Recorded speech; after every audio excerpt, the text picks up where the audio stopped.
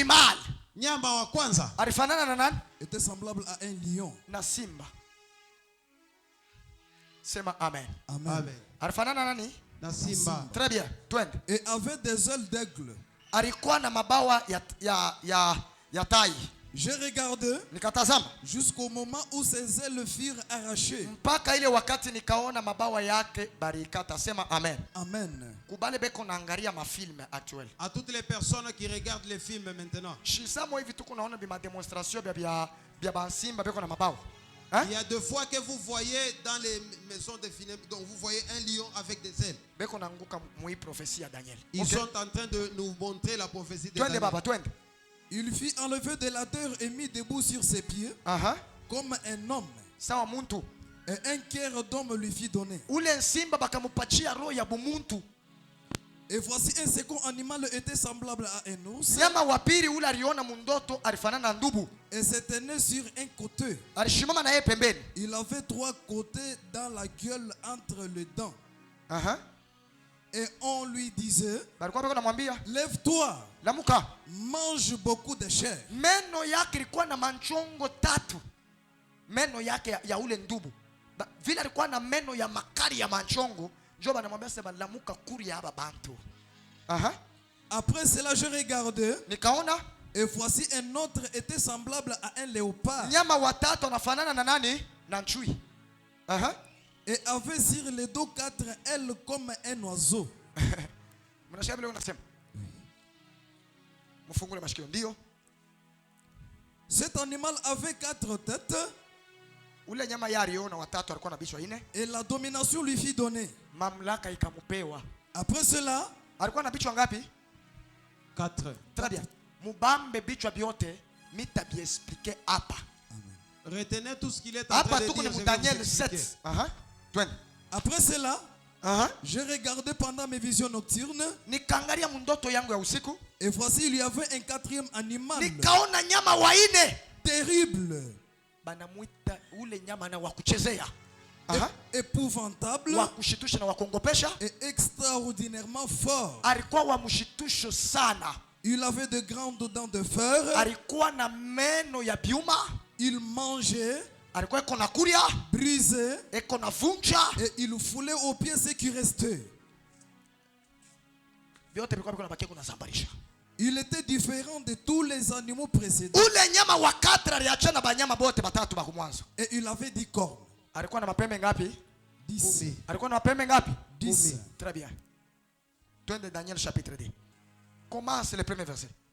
Premier verset, la Bible nous dit. La seconde année du règne de Nebuchadnezzar, Nebuchadnezzar eut des songes. Akakuwa na ndoto. Et il avait l'esprit agité. Alikuwa na roho yake kuna mwangaika. Et ne pouvait dormir. Ashikupasha kulala. Les rois fit appeler les magiciens.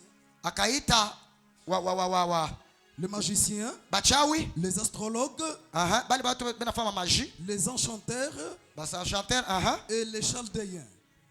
Pour qu'ils lui disent ses songes. Ils vinrent et se présentèrent devant les rois. Lisez 5. 5. Les rois reprirent la parole et dit aux chaldéens. La chose m'a échappé. Si vous ne me faites connaître les songes et son explication, vous serez mises en pièces. Et vos maisons seront en réduite à un tas d'immondices. 11. Ce que le roi demandait est difficile.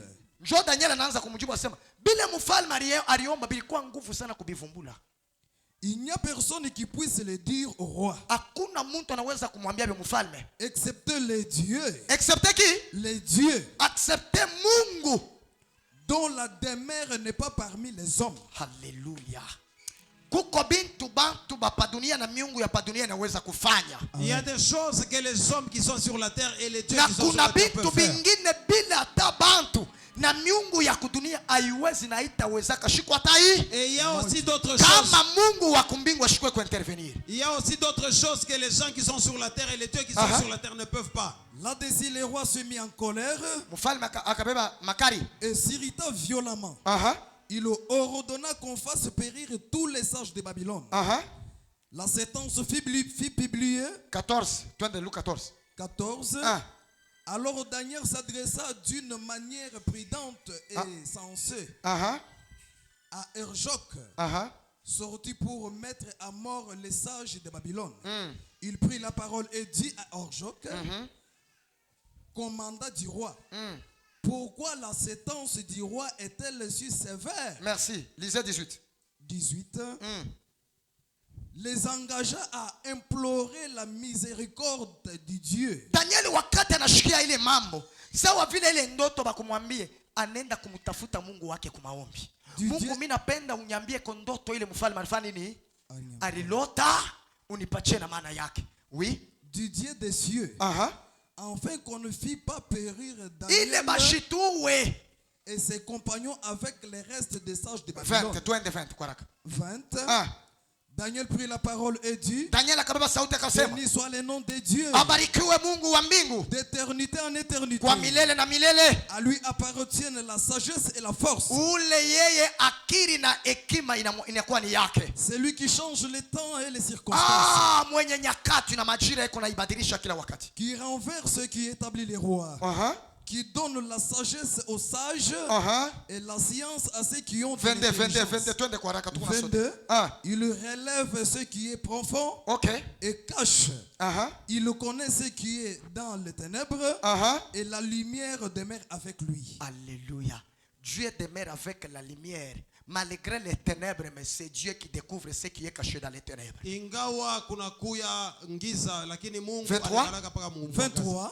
Dieu de mes pères, je t'ai glorifié et j'ai loué. Très bien. C'est que tu m'as donné la sagesse et la force. Tu m'as donné la sagesse, et de ce que tu m'as fait connaître ce que nous t'avons demandé. Yes. De ce que tu nous as révélé les secrets du roi.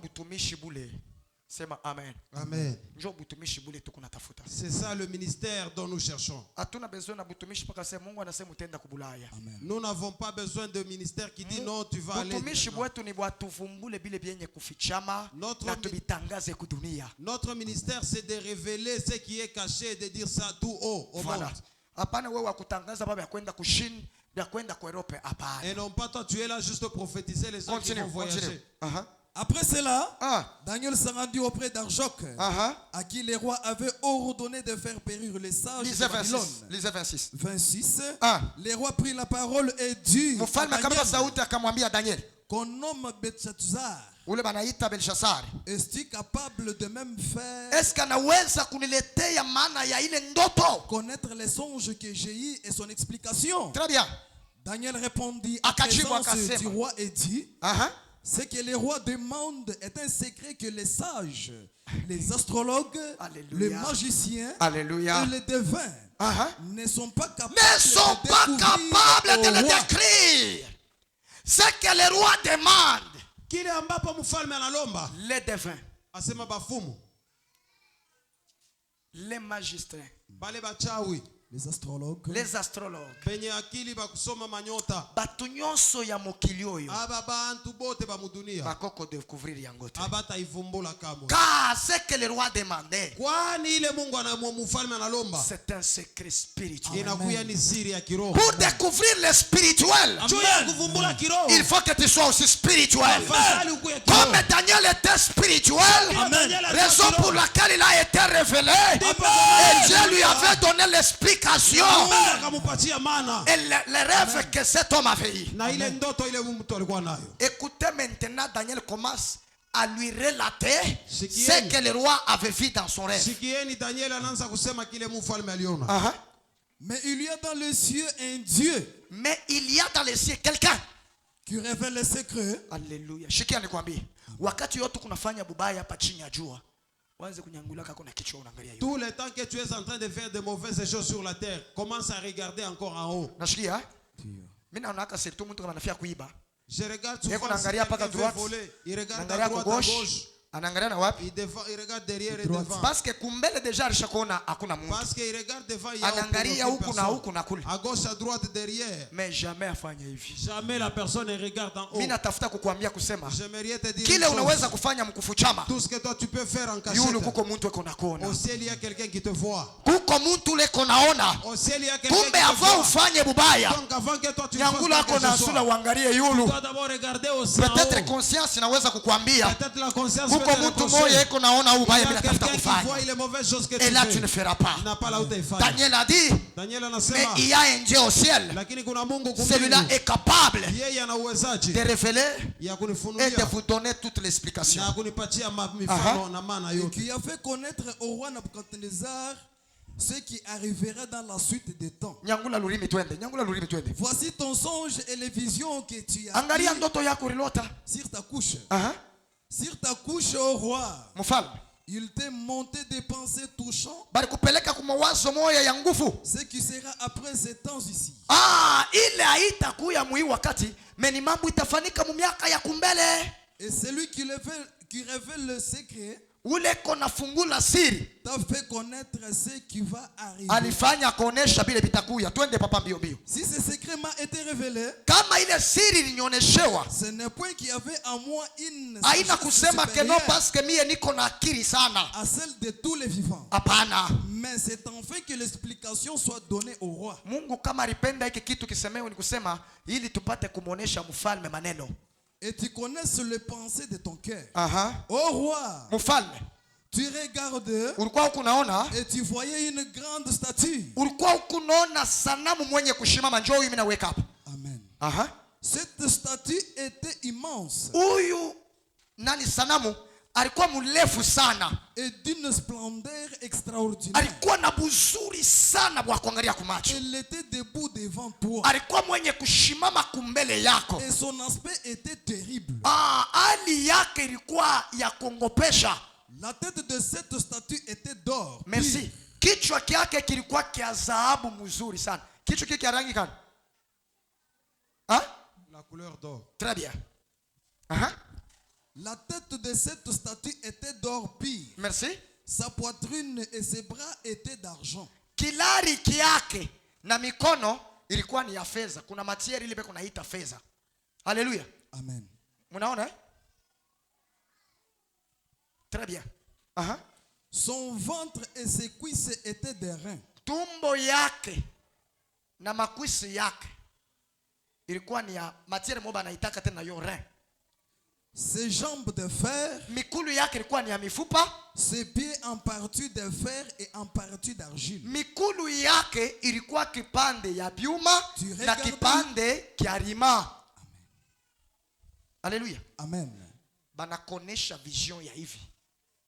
Utashinda kuiexpliquer. Qu'on te montre une telle vision, est-ce que tu ne sauras pas expliquer Mtu ça? wa bipande vya kwa chama unafia kuexpliquer nini? Une personne qui est en partie. C'est pourquoi le roi était vraiment troublé Raison pour laquelle mfalme du alikuwa songe que lui avait vu. kupitia ndoto ambapo alikuwa nayo. C'est-à-dire, Ni kusema d'après mon entendement, kufuatana na kufikara de kwa ce que j'ai entendu dans la kile Bible, mimi nasikia mu Biblia. j'ai compris que Ninaelewa ya kwamba cette statue hii kishi ya sanamu avait 4 parties. ilikuwa na vipande 4. Vrai ou faux?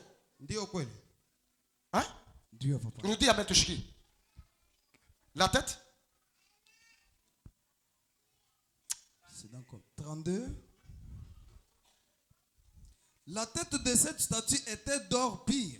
Kichwa yake ni kia dhahabu. Sa poitrine et ses bras étaient d'argent. Est-ce que kichwa na kilari biko rangi moja? Hapana. Maana yake hii ni parti ya kwanza, hii nayo ni parti ya Ya pili. très bien. Sa Son poitrine? ventre et ses cuisses étaient des reins. Très bien. Maana yake hiki nacho ni kipande kia ngapi? Ya tatu. Kia tatu. Très bien. Ses jambes de fer, Mikulu yake ilikuwa ya chuma. ses pieds en partie de fer et en partie Bifinyangio d'argile. byake kipande bya rima, kipande bya nini? Ya chuma. J'ai compris. Na mimi naelewa. Le prophète Daniel, Asema nabii Danieli, lui dans sa vision, muonyo yake il avait vu 4 animaux. akaona banyama 4. Là où on parle du lion, Pale banasemea simba, l'ours, banasemea dubu, le léopard, banasemea chui. ainsi que la 4e qui était l'animal terrible sans nom. Ine alikuwa mshangao wa show jina. 4 hein? animaux. Mais ici, Nebuchadnezzar aussi, il doit avoir un songe, il doit avoir une statue qui a 4 parties, qui est égale à celle de Daniel de la vision, des 4 animaux et 4 parties du statut. Dites amen. Dites amen. J'ai compris que les 4 parties du statut et les 4 sortes d'animaux, c'est le symbole du royauté. C'est le symbole du royauté. Je parle depuis que la terre ici existe. Il y a les pouvoirs qui se sont succédés à des pays puissants. Premier empire qui était puissante et forte, c'est l'empire romain, l'empire babylonien. Et le même celui-là que nous sommes en train de lire. Comme étant empereur, comme étant roi. C'est là où que nous lisons lui-même qui était empereur roi. Donc le premier animal de Daniel 7, qui avait l'image du lion, c'est le symbole de l'empire babylonien. Dites amen. Avec son roi et son empereur Nebuchadnezzar. Alléluia. À l'époque, c'est Babylone qui fit la grande puissance, comme nous voyons aujourd'hui les États-Unis. Donne-moi un amen. Donne-moi un amen. Donne-moi un amen. Les 4 vents que Daniel avait vu venir sur la mer, c'est les 4 méthodes que les rois de la terre vont diriger avec ce monde. Est-ce que vous avez ni ma méthode kanili na kumasomo tulifundaka si je ne trompe pas. Quelles sont les méthodes? Qui peut me rappeler ces méthodes là?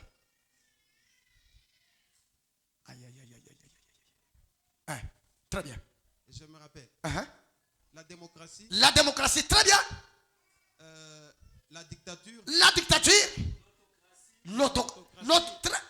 Est-ce qu'on peut acclamer pour ce papa ici? Est-ce que tu l'as vu ça couper à une Munitaïa mbele yote 4. Aristocratie.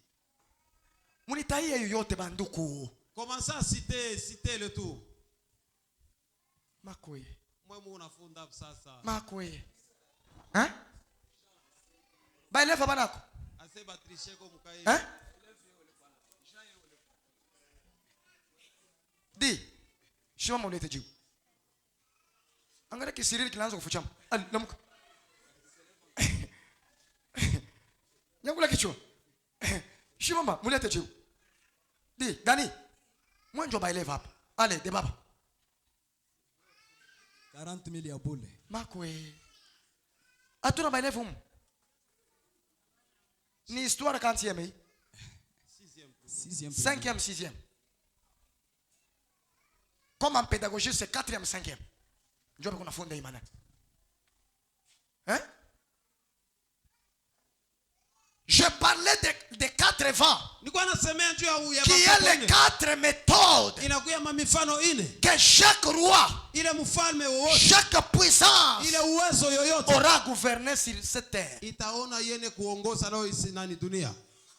Alléluia. Amen. Alléluia. Amen. La tête là, qui est la première partie. Alléluia. Amen. Alléluia. Amen. La tête d'or, qui est l'image du lion, qui représente l'empire babylonien. Alléluia. Amen.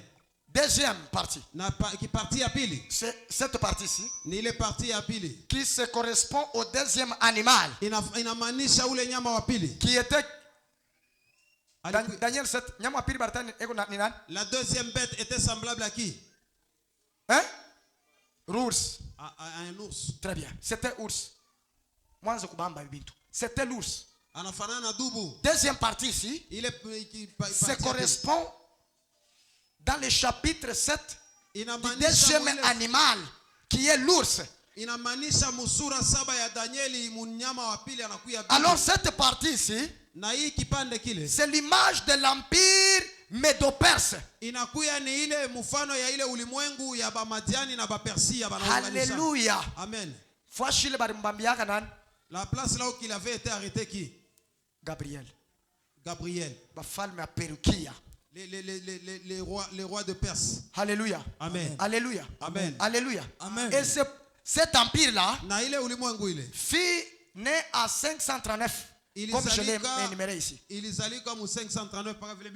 Alléluia. Amen. Alléluia. Amen. Alléluia. Amen. La grande puissance. Et puis la troisième partie, c'est le ventre et ses cuisses, qui est l'image du troisième animal. De Daniel chapitre 7. L'image de cet animal, c'est le léopard, qui représente l'image de l'empire grec. Quand on parle de grec, on voit cette partie là, presque une partie de l'Asie minière. Alléluia. Amen. Les Chinois. Banani. Les Coréens, oui. Les Japonais. Twende. Ba Mongol. Twende. Kumbe mwe mko sensible leo dunia kumidanganya parce que vous ne savez absolument rien. Dites amen. Amen. En 539, Joe, il est empire. C'est cet empire Médo-Perse.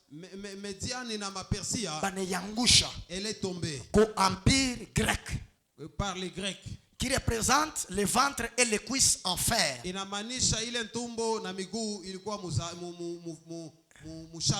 amen. Amen. Après avoir kobunda bitumba.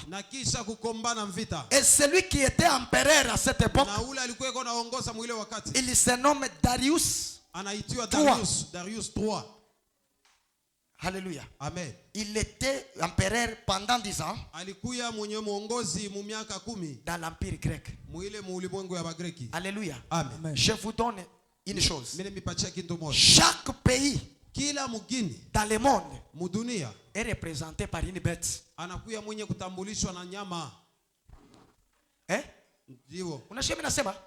Chaque pays, ata mboka na biso yo Congo, est représenté par une bête qui s'appelle très bien. Oh, le léopard, c'est l'animal qui fait partie du troisième partie de la vision de Nebuchadnezzar devant les statues, et qui est le troisième animal du songe de Daniel comme étant prophète de Dieu. Alléluia. Amen. Alléluia. Amen. Alléluia. Amen. Daniel est donc notre pays ici. Biso toza bato toza na emblème na biso za léopard. Il est ya batoto ya shetani. Mais pour nous qui sommes spirituels, c'est le sang de Jésus qui est notre emblème. Amen. C'est ma amen. Amen. C'est ma amen. Amen. Nous en tant qu'enfants de Dieu, nous avions notre emblème qui est le sang de Jésus. Est-ce que vous écoutez tel que je suis en train de prendre ces choses? Ou ta comprendre que c'est ma partie yote. Vous allez comprendre que toutes ces ni parties, ma pouvoir, ce sont des pouvoirs, il y a ma grande puissance, il est riche à kupita, des grandes puissances qui sont passées, il est existé inaongoza hii dunia, les puissances qui avaient existé dans mais les temps anciens. Mais ce sont des choses anaonesha bantu pour que bantu bakuye bakalamushi. que Dieu a révélé afin que les gens soient malins. Maintenant ici on nous parle du quatrième partie, qui est le pied, qui est en fer. Les jambes ici sont en fer. Et les pieds ont des qualités. une partie en fer et une partie en rima. Alléluia. Amen. Alléluia. Amen. C'est quatrième partie. C'est la quatrième partie. Et la quatrième partie, Na ile kipande ya ine ça correspond inamaanisha au quatrième animal ya ule nyama wa ine qui était terrible. alikuwa wa mashangao, Celui qu'on n'a pas donné le nom dans Daniel chapitre 7. ule ambapo wakumpatia jina mu Danieli sura 7.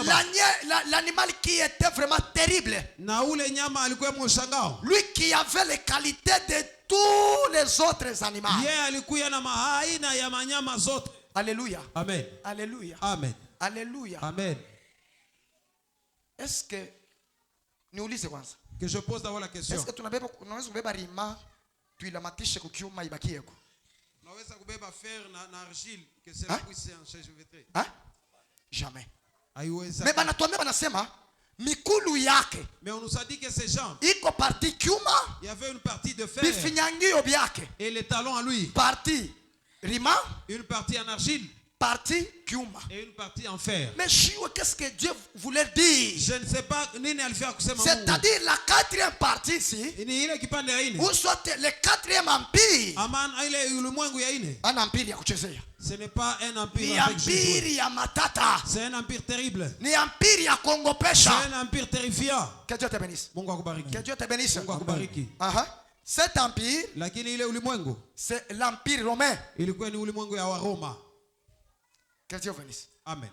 Image ya ule nyama wa ine L'image de la quatrième bête qui est ici du quatrième partie du statue, symbolise la quatrième partie de la statue. dont les pieds contiennent les jambes contiennent des qualités. Inakuya na aina mbili ya bitu.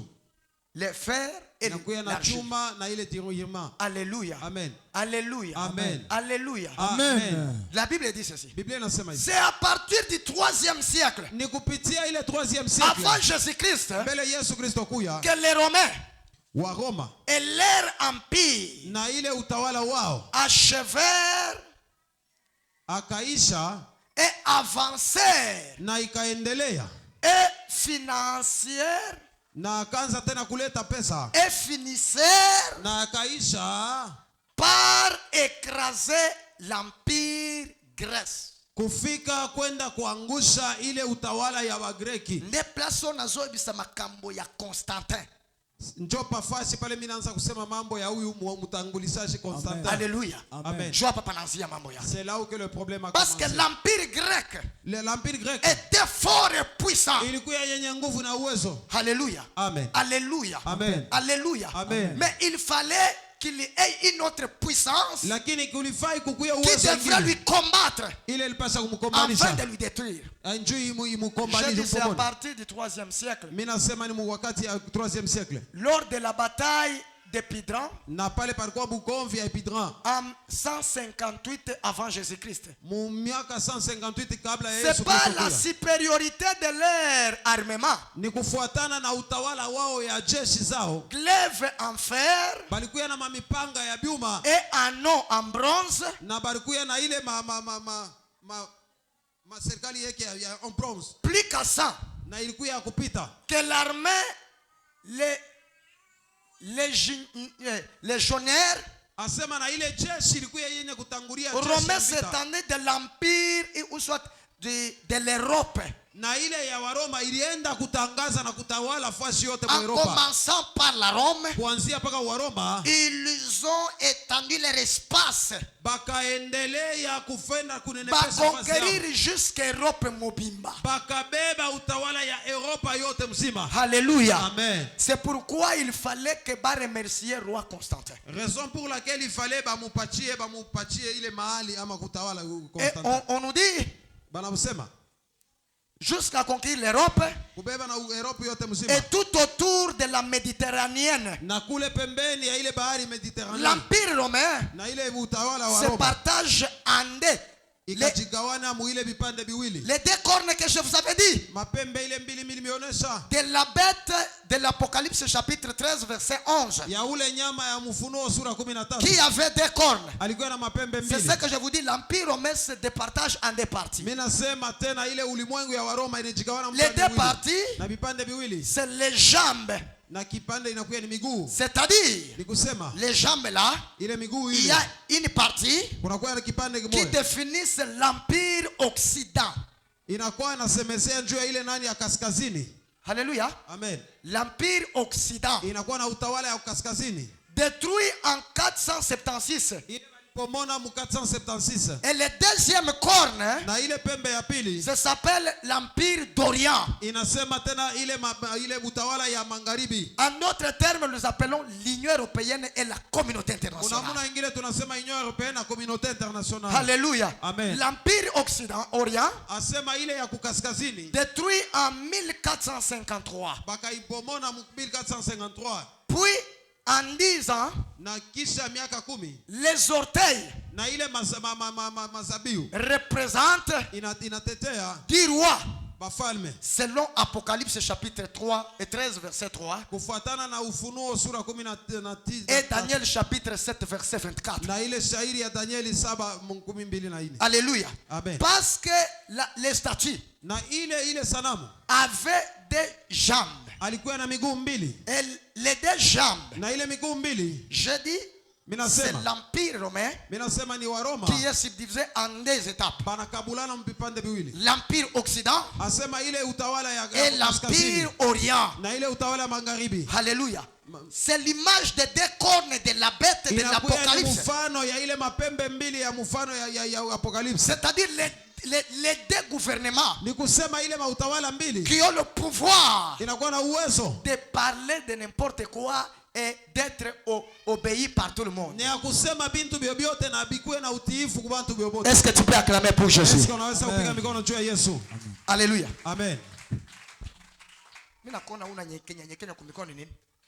Donc tu es frappé. Il y a un enseignement Dieu a y résister, il faut que tu sois fort. Amen. Amen. Parce que c'est un enseignement rempli de puissance démoniaque. Amen. Hata unashikia tu bifulani binakuma wewe sema mjina la Yesu toka. Na bitakuacha. Alléluia. Amen. Alléluia. Amen. Alléluia. Amen. Ici il y a un mystère. Maintenant, lorsque vous voulez comprendre la réalité de cet animal, de cette statue, et de 4 sortes d'animaux, vous allez vous rendre compte que Dieu savait que avec le temps, l'empire romain là, autrefois je vous ai montré cet empire sur les 7 têtes de la bête. Il y a une tête de la bête qui est blessée. Qui peut passer me le montrer? La tête qui est blessée. Chez nous, on a chunga mtu moya pita. Que quelqu'un passe. Na we tembea.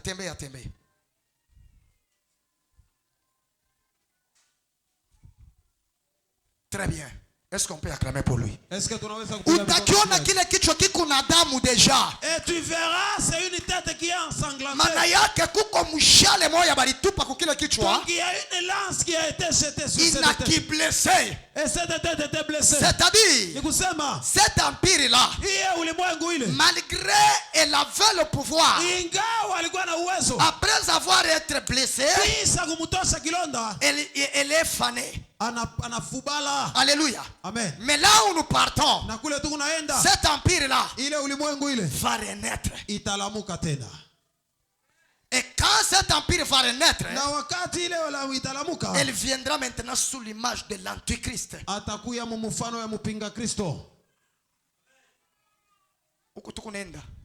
Là où nous allons, toutes les églises, on chercherait à les fermer, qu'elles soient une seule église. Pourquoi?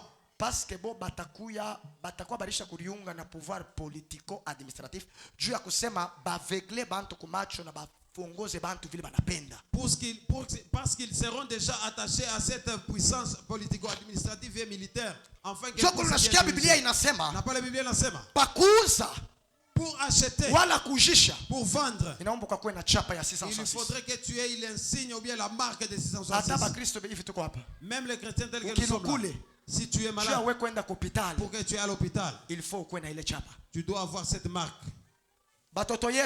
vos enfants, nos enfants, pour qu'ils aillent à l'école, on doit les marquer de cette histoire. Nous devons avoir notre école. Nous devons avoir notre hôpital. Parce que si nous avons ces choses, même si ce temps arrivé, toi tu n'auras pas à te lamenter. Tu ne vas pas craindre.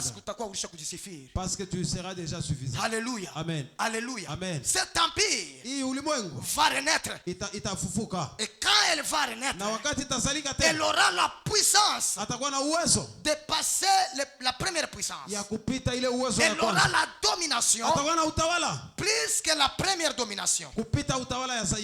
Mes compatriotes, je vais vous dire une chose. La bête qui sortait de la mer était identifiée à l'antichrist.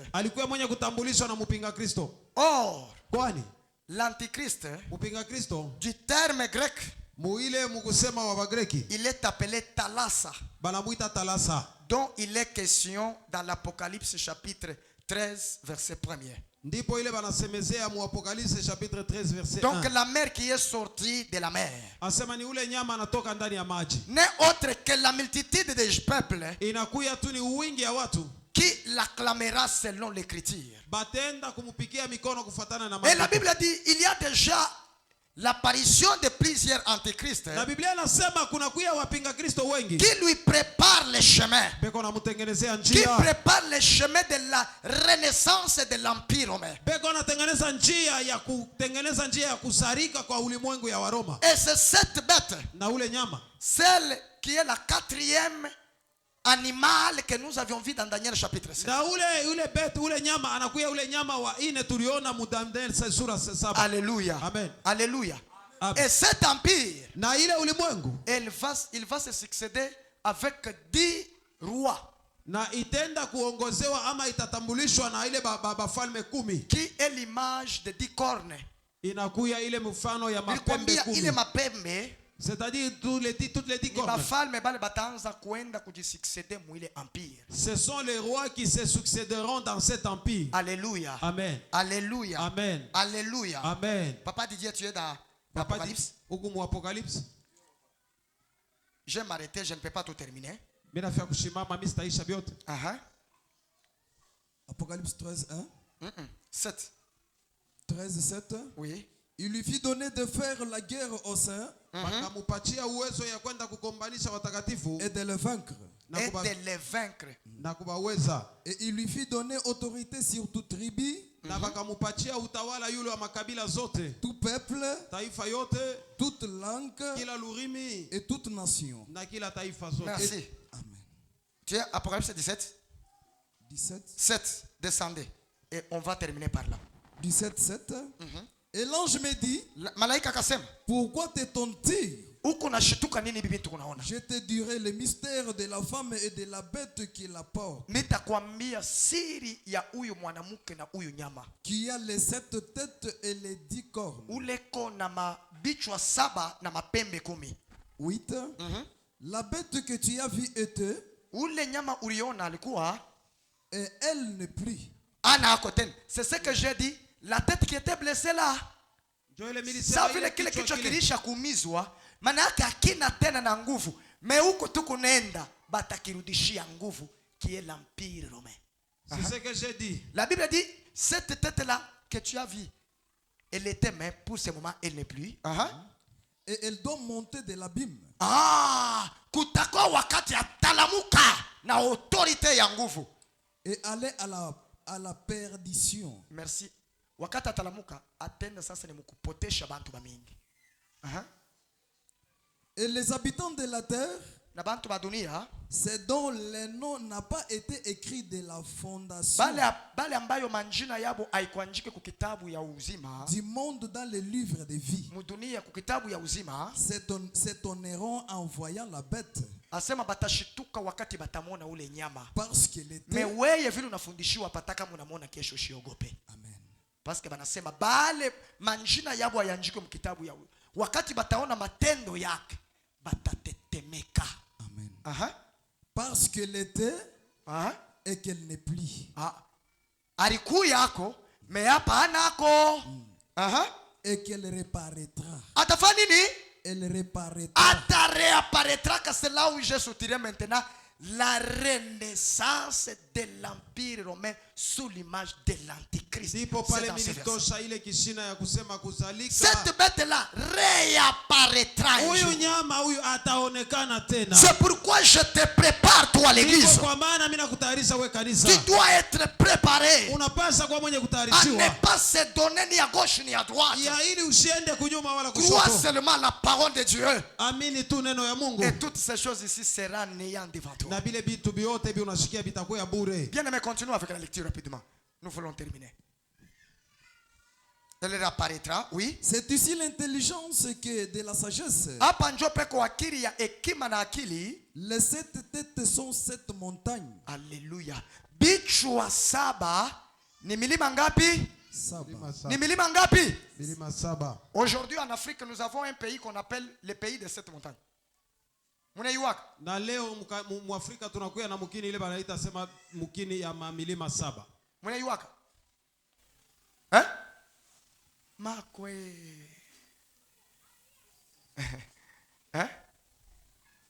Shite kataya kapeyi yaka kiko netuteso. Njina kono kanana? Rwanda. Bili munaona kale ka Rwanda kiko nafanya ni bintu biku demoniaque. Tout ce que vous voyez le Rwanda faire, ce sont des choses démoniaques. Dans cet enseignement, nous allons citer tous les pays. Et qu'elle n'est plus. Sur lesquels la femme est assise.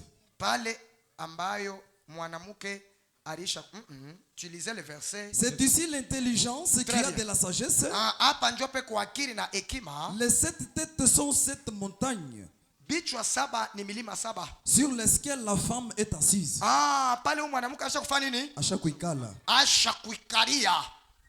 Oh, les 7 têtes. Ce n'est pas ça. Je vous ai montré ça pour que si je vous parle et que vous répondiez. Continuez. Ce sont aussi 7 rois. 5 sont tombés. Un existe. L'autre n'est pas encore venu.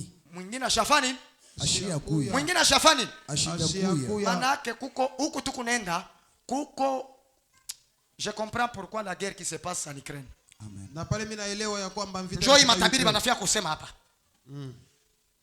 Est-ce que vous comprenez ça? Est-ce que vous aviez compris maintenant? Voilà les symboles de la guerre qui se passe entre la Russie et l'Ukraine. C'est une guerre prophétique. À la fin de toutes ces choses, une nouvelle ordre mondial. Fera qu'il y ait une naissance d'un nouveau cette nouvelle ordre mondial, c'est la réapparition du 6e roi. Parce qu'on dira que les 5 sont déjà tombés. Un, il est là. Le 6e va réapparaître. Il y aura une organisation d'une autre puissance mondiale qui va renaître.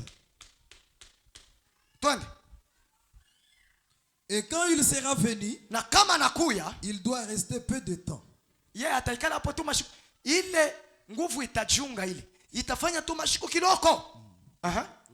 bête qui était et qui n'est plus est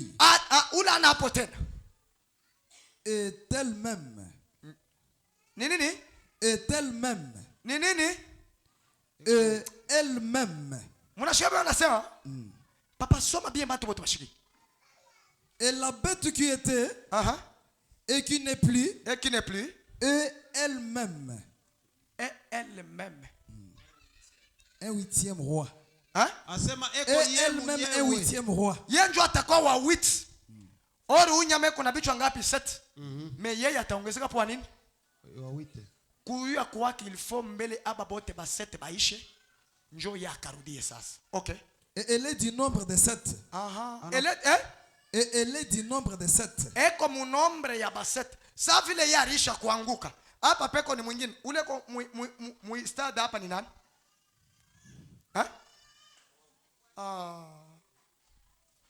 Ule ko mu terrain hapa sasa nani? Russie. C'est les États-Unis, non?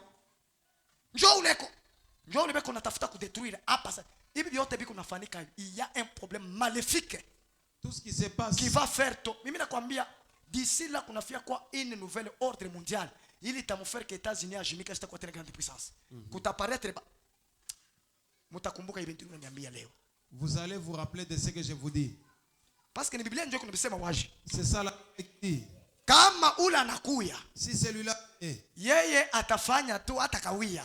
Lui ne va pas durer. Mais ule kichwa bari blessaka ule. Mais la tête qui était blessée, atarudia sasa. Elle va réapparaître. Mais pas la tarudia. Et tant qu'elle réapparaîtra, atakuwa kufikisha bintu yote sasa kwa mwisho. Elle va ramener les gens à la perdition. OK.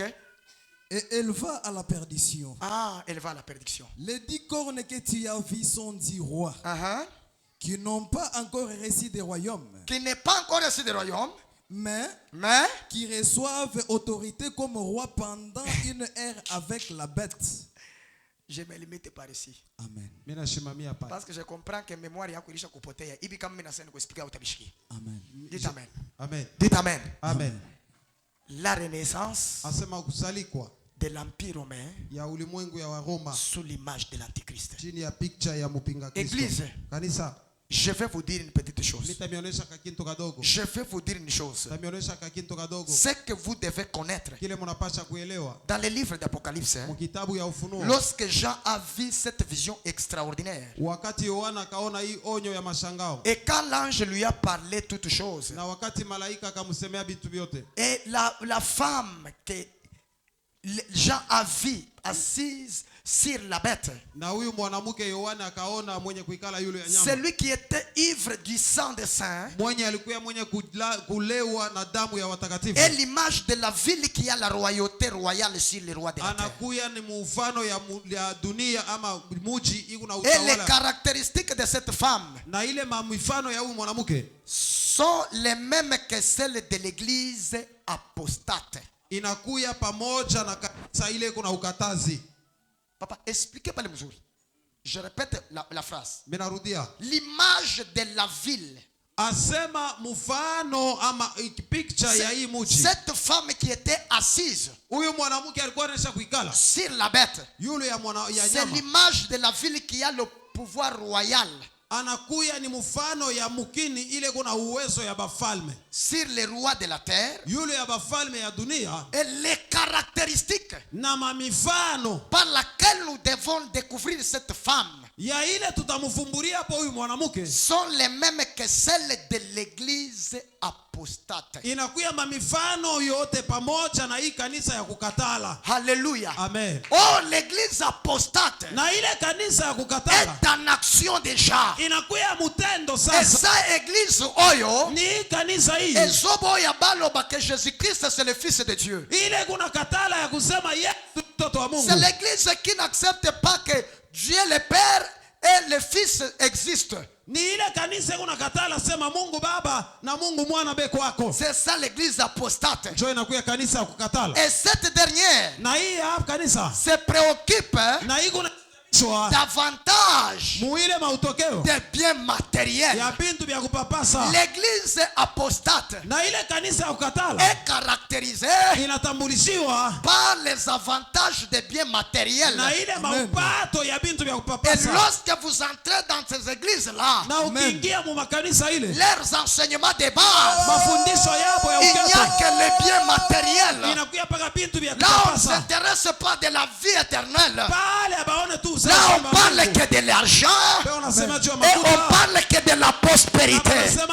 Laisse-moi te dire aujourd'hui, bien aimé dans le Seigneur, tu peux avoir de l'argent, tu peux avoir des véhicules, tu peux avoir des maisons, mais si tu n'as pas Dieu, tu n'entreras jamais dans le royaume de Dieu. Avoir l'argent, c'est bien. Avoir des maisons, c'est bien. Mais une autre chose, chercher Dieu pendant qu'il se trouve. Dites amen. Macho yako isikupotele paka mkutafuta makuta. Que tes yeux ne te poussent pas à chercher seulement l'argent. Akili yako ishende paka mkuyenga manyumba. Que ton intelligence vile vyote ni vya muda. Toutes ça, ces choses ni vont faire. malama ya kanisa ya makatalio. Ce sont des signes de l'église apostate. L'église apostate Na kanisa a ukatala. pour enseignement, Inakuya na mafundisho. il est posé que sur les avantages matériels. Inatokea ama inabeba msingi pa matokeo ya Alléluia. Amen. Alléluia. Amen. Et prêche que sur les biens matériels Yo inahubiri paka vitu ya kupapasa. et des richesses terrestres. Na ile mautajiri ya dunia. Elle diffuse un évangile de prospérité. Iko naenda kugawanya paka mahubiri ya kustaarabu. Mahubiri ya kanisa ya makatalio L'église, la prédication de l'église apostate. ni paka mahubiri ya mupokee baraka. Utaipata baraka, mebaraka itakupeleka kumbingu. Ce ne sont que les prédications de la Baraka ni ya bénédiction. kubakia hapa. La bénédiction elle est terrestre. Manyumba ni ya kubakia hapa. Les maisons sont terrestres. Yotoka ni ya kubakia hapa. Les véhicules sont Mais terrestres. shiku takufwa. Mais les jours que tu Yote mourras, vitabakia. toutes ces choses Est-ce que resteront. utaingia? Est-ce que tu vas entrer? Maranatha il vient bientôt. Maranatha unarudia. Maranatha il vient bientôt. Maranatha unarudia. Il prêche que l'évangile de prospérité. Peko nahubiri paka ile mahubiri ya bintu vya kuya. Ils n'ont pas besoin. Abahitaji. Ils n'ont pas les soucis Abahitaji. du salut des âmes. Abahitaji tu wokovu ya Et manafsi. pour chercher le salut des âmes, Chubwa kutafuta maokovu ya manafsi. bango bazakuna te, Kwa bana kuile bintu. bango mission na bango Kwa kazi yabo. ezalika lipamboli, Lipaka mabaraka. ezaka lipamboli. Inakuwa paka baraka. Bien aimé, ndio Mupendwa, c'est vrai. tuitafute baraka, Cherchons la bénédiction. tukuye na Mungu ndani. Que nous ayons aussi Dieu. Usitafute baraka Ne cherchons pas la pasho bénédiction Mungu, sans que nous n'ayons Dieu. parce que shiku taenda Parce que le jour que tu mourras, Mungu atakwambia mimi anza kusema na wewe Dieu kujishi. te dira que j'ai parlé avec toi, tu ne m'as pas écouté. Kumbe tafuta Alors que tu butajiri dois chercher la richesse pamoja na Yesu Kristo. avec Dieu. Usifanane na hiyo kanisa ya Ne sois makatalio. pas semblable avec cette église. Et aujourd'hui les chrétiens Allez au kanisa. dans des églises Attends ma kanisa. abapende kubahubiri Ils zambi, ne veulent pas qu'on puisse prêcher sur la abapende kubahubiri bache mubaya, Ils ne veulent pas qu'on puisse prêcher sur abapende l'abandon babambie des mauvaises mwache choses. biburi, Qu'on ne puisse pas vous laisser abapende des choses. kubambia mwache bashimango. Abandonnez toutes ces choses. Kama unaanza kusema vile, Si tu commences à dire bantu cela, banafunga masula. les gens vont renfogner les Ni visages. malama ya kanisa ya machafuko ile. Ça, c'est le signe de l'église apostatique. Kanisa ya 21e siècle. L'église du 21e siècle. Bantu bamingi Beaucoup de gens, banapenda paka kuendelea. ils veulent prospérer. Utaenda na butajiri wapi? Tu vas aller avec la prospérité. Ona Où? batajiri bote mudunia bale wewe unayua. Tu dois voir toutes Bale barisha kufwa. les gens qui sont morts riches. Est-ce barisha kwenda na butajiri yabo? Est-ce qu'ils sont partis avec leur Vile richesse balibwacha tels qu'ils l'ont laissé? na wewe ndio vile utabwacha. De même que toi tu Mais le kule laisseras. uko Mais là naenda où que toi tu vas, kuko moto iko na il y a kuchunga. le feu qui t'attend. Il y a un jugement bien aimé. Kunakuya hukumu. Olinga te. Upende usipende. Oza la pasteur. Ukuye pastori. Oza la prophète. Ukuye nabii. Oza la archbishop. Ukuye archbishop. Les jugements Mais t'attendent. lakini hukumu Les inakuchunga. jugements t'attendent. Hukumu iko inakuchunga. Les jugements Hukumu t'attendent. inakuchunga. Bien aimé, il faut préparer ton Upendo chemin. unapaswa kutafuta Car kutengeneza bientôt njia yako. l'apparition du retour des fils de Dieu Na kuonyesha kwa kurudia kwa mwana wa Mungu est prête. inakuya karibu. Est-ce que tu seras prêt Est-ce que unakuwa tayari ou bien tu ne seras pas prêt? au hauna tayari? L'église apostate Kanisa ya ukatala prêche que l'évangile de prospérité. inakuwa na ubiri mpaka mahubiri ya kuendelea Prospérité terrestre. na kuendelea kwa Elle ne chini, se soucie pas du salut des âmes. lakini yo aiangalie kuokoa kwa manafsi. Le front est l'image de sa pensée. Asema uso ama nsula inakuya ni kionyesho cha mawazo Si yake. vous regardez seulement cette bête-là, Ukiangalia tu unyama à huyu partir de son front-là, pale pa uso yake, vous allez voir la pensée. mtaona tu na Et mawazo yake. aujourd'hui, Na leo même toi, hata wewe c'est que ton front-là kama signifie, kile uso yako iko unaonesha c'est ce que tu es à l'intérieur. jo kile uko sasa. C'est pourquoi je te dis, Ndipo kwa maana mimi nasema ne sois pas piégé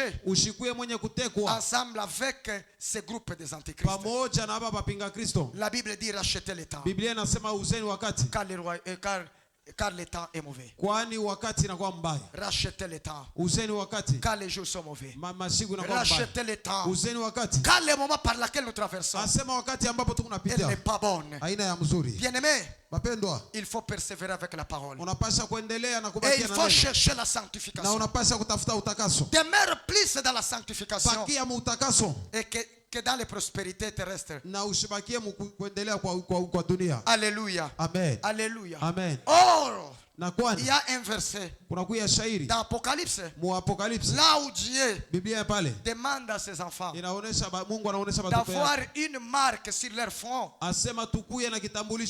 qui est l'image de sa parole. Kama boba pinga Kristo, si eux les antichrists, ils auront l'identifiant en 666. Et toi aussi tu dois avoir une marque, celle qui sera l'image de Dieu. Oh, je comprends ces jours-là. Lorsque les peuples israélites étaient en Égypte, la Bible dit, avant Babima, Dieu du ciel avait accepté que Bazalana marque na bango. C'était que quoi? C'était le sang. Il fallait mettre le sang sur les poteaux de la porte.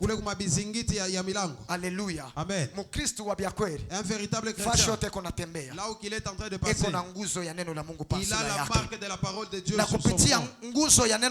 Et partant de son linteau de parole, c'est celle qui fera que tu sois vainqueur. Alléluia. Amen. Alléluia. Amen. Cette inscription sur le front de cette femme signifiait Babylone et avant tout une idéologie, une mentalité et une façon de penser. Je m'arrête par là.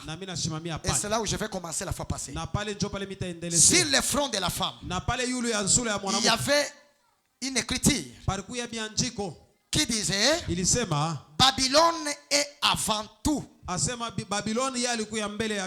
Des points. Une idéologie. Deux, une mentalité. Et trois, une façon de penser. Mukristo wa cité de David, un chrétien de cité de David, il sera reconnu par sa pensée, il sera reconnu par son comportement, il sera reconnu par sa façon de vivre. Que le Seigneur nous bénisse tous. Mungu abariki sisi zote.